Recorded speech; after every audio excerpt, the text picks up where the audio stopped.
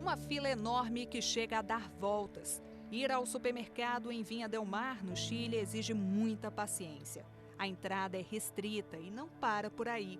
As medidas para conter o avanço do novo coronavírus são tão severas que é preciso aval da polícia para se deslocar pela cidade. Você entra no site, pede autorização e você pode sair 2 vezes por semana.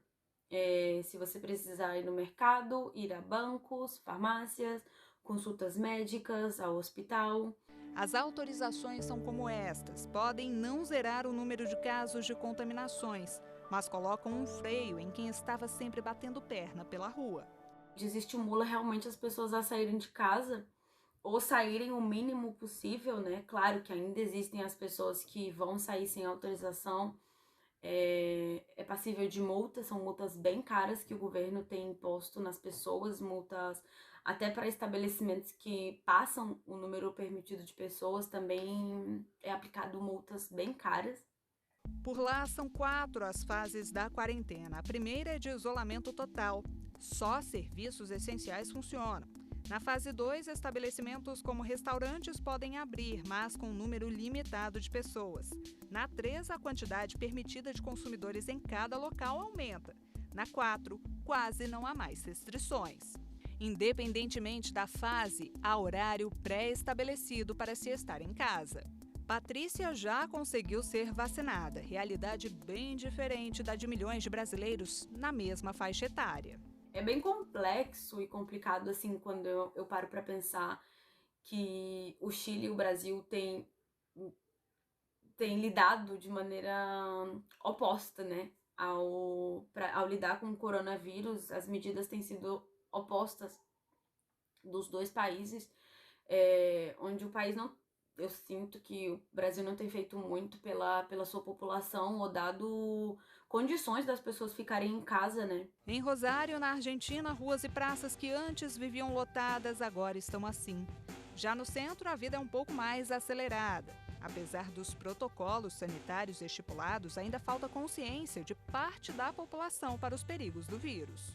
O governo o tempo todo está tentando educar na relação do protocolo, mas as pessoas não respeitam direito. A maioria das pessoas usa máscara, mas a distância social não é respeitada, tem muita festa clandestina, etc. O resultado não poderia ser outro. Hoje, os hospitais eles estão trabalhando no limite. Não tem mais camas e tem falta de oxigênio. Por isso estão dando prioridade no atendimento para o Covid, né, para as pessoas que estão numa situação de saúde complexa. No país dos nossos hermanos, o ritmo da vacinação está lento. Gaston continua trabalhando, só que muitos argentinos perderam o emprego durante a crise sanitária. O ano passado o governo deu uma ajuda de 10.000 pesos, o nome foi IFE, que aproximadamente são R$600. Mas neste ano a gente não está recebendo ajuda do governo, só as pessoas de Buenos Aires que están teniendo más casos de COVID.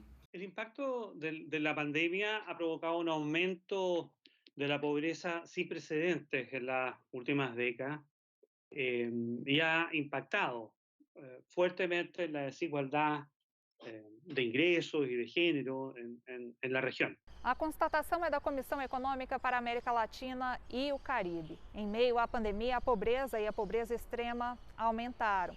O total de pobres chegou a 209 milhões no ano passado. Já o número de pessoas em condições de miserabilidade saltou de 70 milhões em 2019 para 78 milhões em 2020. Um problema grave de saúde pública que deixou a América Latina nos holofotes do mundo. A região é a mais afetada pela Covid-19. A doença aprofundou dilemas que são estruturais e evidenciou a necessidade da população receber ajuda governamental. Todo esse contexto latino-americano nada mais aponta para a necessidade de um isolamento social efetivo. Não há em consequência de tudo o que foi estudado até agora, é dizer, à luz da ciência, outro caminho possível para frear o coronavírus e não seja um eficaz processo, uma eficaz estratégia de isolamento social somada com uma ação efetiva de vacinação constante e duradoura. Nesta coletiva da Organização Pan-Americana de Saúde e da Organização Mundial da Saúde, líderes das duas entidades afirmaram que a pandemia de Covid-19 destacou a urgência no fortalecimento das autoridades reguladoras nacionais para garantir a eficácia de novos medicamentos, vacinas e dispositivos médicos. As organizações também se disseram preocupadas com a falta limitada ou total de estruturas legais e organizacionais para os sistemas regulatórios em vários países. Em Guadalajara, no México, a Maria Eugênia foi vacinada. Por lá, a pandemia não chegou a estourar. Mas a diplomata aposentada vê que a condução da crise tem se dado de forma diferente pelo país. Bem, é uma situação muito difícil para todos. Hemos tido experiências, ou mais do que experiências, altas e baixas na forma em que o governo ha implementado as políticas públicas e algumas mais exitosas do que outras. Hemos tido sempre o uso da máscara, tentar fazer testes sempre que fosse necessário. Na cidade do México, onde os casos estouraram, está o Hugo, que é brasileiro. Ao longo da pandemia, ele estranhou o comportamento do presidente do país. O próprio presidente, no começo, se comportou de uma forma um pouco negacionista, falando para as pessoas não se preocupar, que podiam se abraçar, que podiam apertar a mão, que podiam sair para comer sem tomar os devidos cuidados, né, como se o vírus não existisse, e ao mesmo tempo entrava em choque, em contradição com essa campanha, né, que rezava uma coisa e ao mesmo tempo o presidente estava falando de outras, né, de outras coisas que entravam em contradição entre si. No México, a população enfrenta a pandemia sem acesso a auxílios como os dados por outros países latino-americanos. Aqui no Brasil, o cubano Roig passou por algumas dificuldades. Tinha trabalho, fiquei, né? Mas que outras pessoas sem oportunidade, não tinha o que fazer. Então, aí isso mudou muito na minha psicologia também.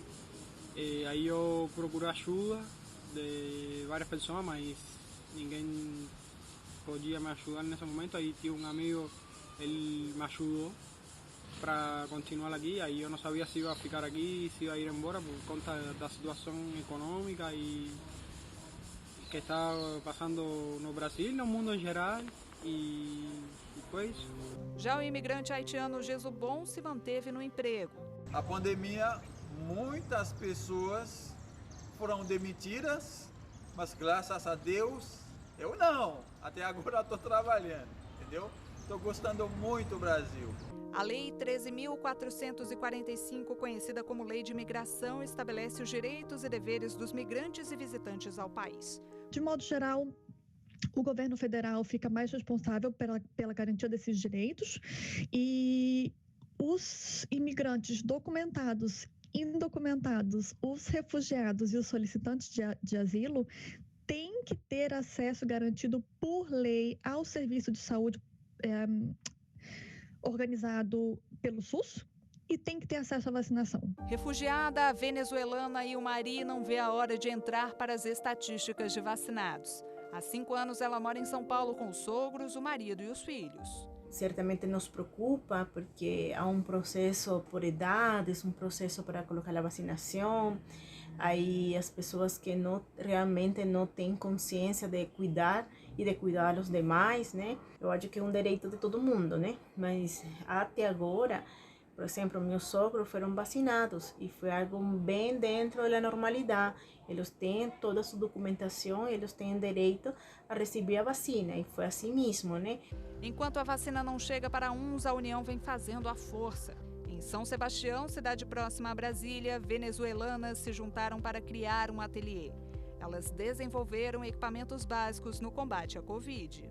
Nós começamos simplesmente com máscaras, aquelas máscaras com triple segurança, assim como pedia a OMS que se fizeram, outras de um jeito mais simples. Dentro da pandemia também, como a renda familiar de nós estava muito baixa e apenas estamos começando como ateliê, nós tivemos ajuda também de outras organizações que nos brindavam cestas básicas de alimento e também ajuda do governo. Aí nós também tínhamos o auxílio emergencial. E como estará a situação da pandemia em outras partes do mundo? O repórter Leonardo Ferreira esclarece isso e muito mais daqui a pouco. Não saia daí, o intervalo é rápido.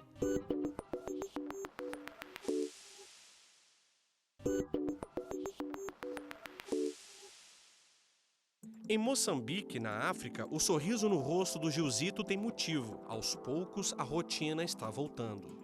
Aqui já está tudo bem, o coronavírus já está melhorando pouco a pouco.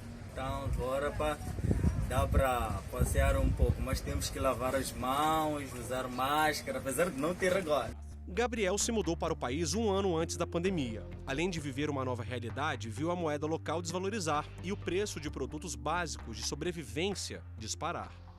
Isso acabou afetando de uma forma muito grande o país, porque aqui mais da metade da população vive, que a gente chama na zona de pobreza, né? Vive com menos de $2 por dia. Ele é fundador de uma ONG que ajuda crianças moçambicanas em situação de risco. Diferentemente de algumas populações do mundo, não passou por um lockdown, mas cumpriu à risca medidas de restrição adotadas pelo governo. O comércio não fecha, porque aqui realmente não tem como fechar o comércio, as pessoas vivem do pão de cada dia, sobrevivendo mesmo dia a dia, mas entram em vigor algumas restrições. Por exemplo, o comércio começa a funcionar das 7 até as 17 horas, todos os dias. Finais de semana, diminui esse horário também. Bares, cassinos, clubes são fechados durante esse tempo. Fecharam também as praias. Da África para a Oceania. Na Austrália, os primeiros casos de Covid foram registrados em janeiro do ano passado. Para conter o vírus, o lockdown foi anunciado algumas vezes. Desde o primeiro caso até então, março, onde foi decretado o lockdown total, as medidas sempre foram voltadas para a elucidação da proliferação, da manifestação do coronavírus, com medidas muito simples, como social distância, a higienização das mãos, o isolamento em caso da pessoa estar com a doença e caso também dela não estar. Em Perth, onde a jornalista mora, o fechamento total foi determinado, acredite, por causa de uma única pessoa. Cada estado aqui tem a sua forma de conduzir. Então, assim, a maioria dos estados são 0 casos. Teve cidades aqui que nem coronavírus teve. Então, para ter ideia, o número de mortes aqui foram de 910 mortes. Em Dublin, na Irlanda, muita gente passou a trabalhar de forma remota. Andréia conta que a redução salarial também atingiu uma boa parcela da população, mas o governo local ofereceu um suporte financeiro. Eu conheço algumas pessoas que se mantiveram empregadas, porém o salário foi reduzido ou a carga horária reduzida, então o salário, digamos que ela ganhava 1.000 euros, passou a ganhar 500 euros. E um complemento foi dado pelo governo, então ela, em vez de ganhar só os 500, que seria o que a empresa poderia pagar, começou a receber 600, 700 com esses 200, 100, 200 de auxílio do governo para a empresa. Esse valor variou bastante, não tem uma estimativa, depende de empresa para empresa, o salário que cada um recebia. e qual foi o contrato, né, feito entre o governo e empresa, mas teve sim um auxílio para tentar manter o máximo de empresas abertas possíveis e o máximo de funcionários empregados. A expectativa dos irlandeses é que eles sejam vacinados e, em breve, vejam a economia ser retomada. A gente tinha muito turista vindo para cá, muito estrangeiro, e a gente perdeu bilhões, né, nessa indústria. Então, recuperar isso, não sei como vai ser feito. Fala-se muito de passaporte da vacinação, mas já ouvi falar também que tem vacinas que não vão aceitar, tem vacinas que vão aceitar. Então, assim, está muito ainda no ar, né? Não tem uma definição certa. Neste momento de fragilidade, o caminho é a união entre países ricos e pobres. Os países mais ricos tiveram um acesso muito mais rápido às vacinas do que os países mais pobres. E as consequências são nefastas se não há uma distribuição harmônica e fraterna dos desenvolvimentos científicos para combater o coronavírus. A pergunta que fica no ar é: se o mundo está enfrentando o mesmo vírus, por que há resultados tão diferentes? Contaminação em massa, leitos lotados, lockdown, mortes, economia, fome. São muitas realidades dentro de um universo de pandemia extremamente complexo. O pessoal montou uma barreira aqui de alimentos, porque a gente não pode comprar nenhum item que não seja essencial. Então roupa, que tá tudo por ali, ó, por trás, a gente não pode comprar. O vídeo foi gravado pela Camila, que mora em Toronto. No Canadá, o governo fez uma campanha de conscientização atrás da outra. O governo está recomendando que as pessoas mantenham o isolamento social, que quando vão sair, mantenham o distanciamento social de pelo menos 2 metros, né, o que eles pedem aqui. As pessoas, as empresas que podem deixar o funcionário trabalhando home office, o governo está pedindo, né, para essas empresas tentarem colocar os funcionários para trabalhar de casa, para evitar que os funcionários precisem ir para um local para trabalhar, para evitar o uso, por exemplo, de transporte público e aglomeração. O governo canadense autorizou a vacinação em dezembro, mas teve dificuldade para comprar as doses. O Canadá está vacinando em torno de 300 mil pessoas por dia. Isso eu diria que seria uma média, mais ou menos, sabe? Então, o governo está estimando que até setembro a população toda estará vacinada. Vamos torcer para que isso aconteça. Enquanto a população mundial aguarda ansiosamente a vacina e a volta da normalidade, os médicos ainda têm uma rotina exaustiva de trabalho. A minha rotina foi tentar salvar os que podiam, confortar aqueles que estavam no meio do caminho, fazer o que podia, mas também, sabe, ter os cuidados. E aqueles que estavam morrendo, trazendo um pouco de presença e conforto. Uma rotina difícil durante os picos, mais de 20 horas de trabalho por dia, mas algo que foi uma honra imensa para mim, participar. Fernanda é de São Paulo, mas mora em Nova York. Na primeira onda da pandemia, passou um período no Brasil. Algumas histórias marcaram o médico. Atendi marido e esposa morrendo na mesma semana. Filha e mãe morrendo na mesma semana. Eu tive paciente de 25 anos morrendo. 30, 40, 50, então uma doença gravíssima. Mas é interessante que eu tive idosos de 85 anos com doença cardíaca que foram para casa bem.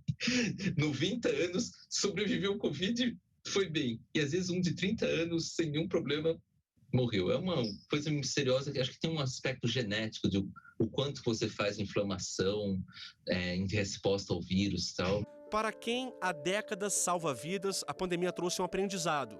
Foi preciso saber controlar as emoções. Foi traumatizante, mas ao mesmo tempo acho que eu nunca senti que o meu trabalho tinha tanto significado.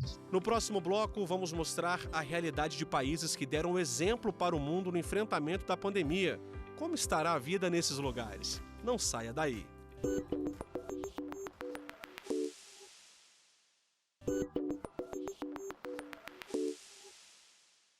Shows lotados. 50 mil pessoas juntas.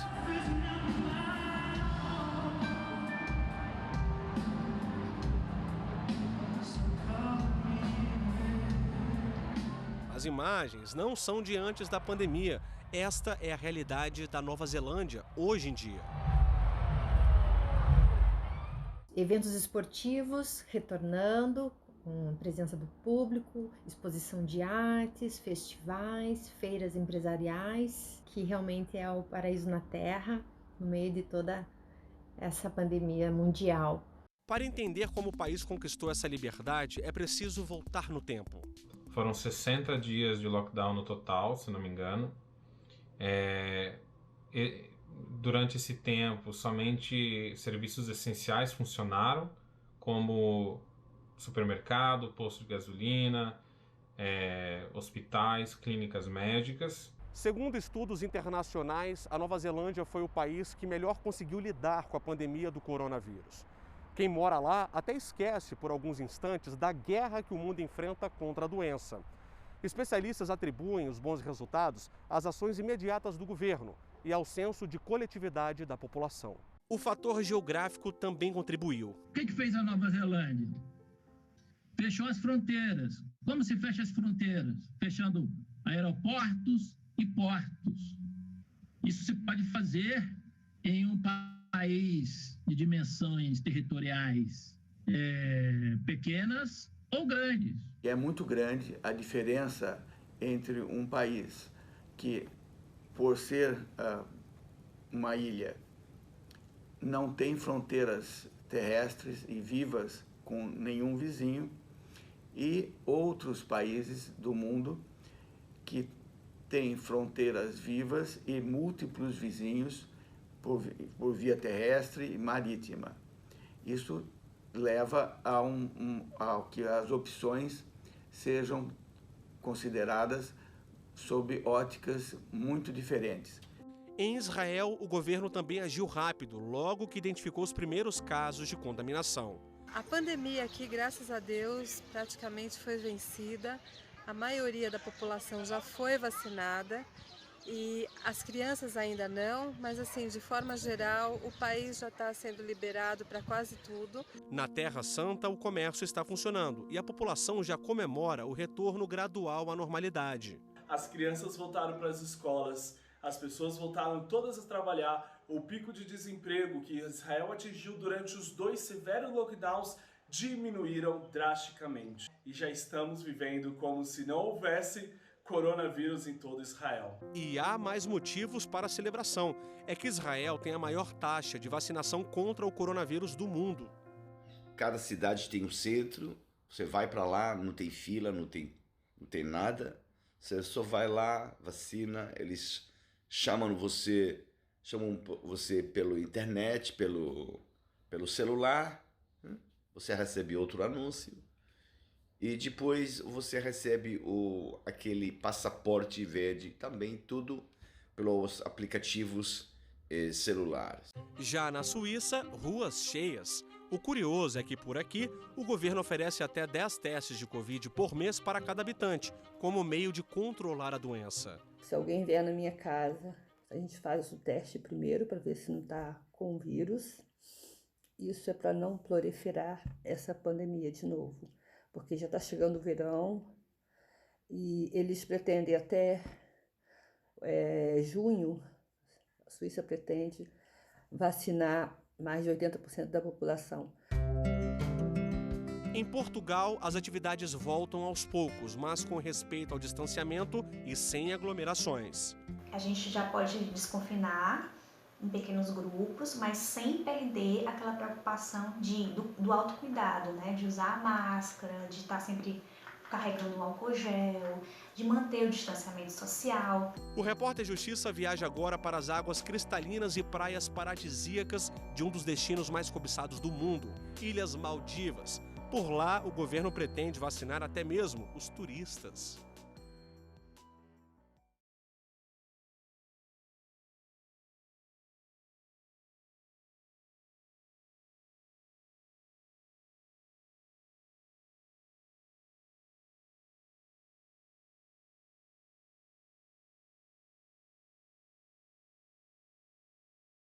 A estratégia é para retomar a economia, problema mundial que ainda deve durar um tempo. Enquanto a pandemia não passar, não adianta você botar dinheiro, você precisa botar dinheiro para as pessoas pedalarem mais forte. Então, a partir de 2022, eu acho que a gente começa a ver. No caso do Brasil, eu sou um pouco mais pessimista. Vitor já foi vacinado, mas ele mora em Orlando, nos Estados Unidos.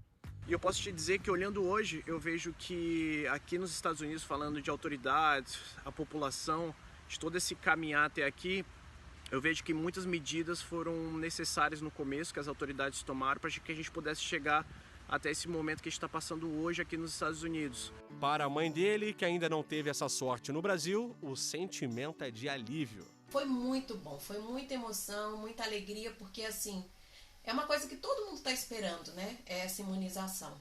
Então saber que eles lá tão longe já conseguiram ser imunizados, é uma espécie de alívio. A gente sabe que a vacina não é cura, a gente sabe que a vacina não protege 100%, não há comprovação disso.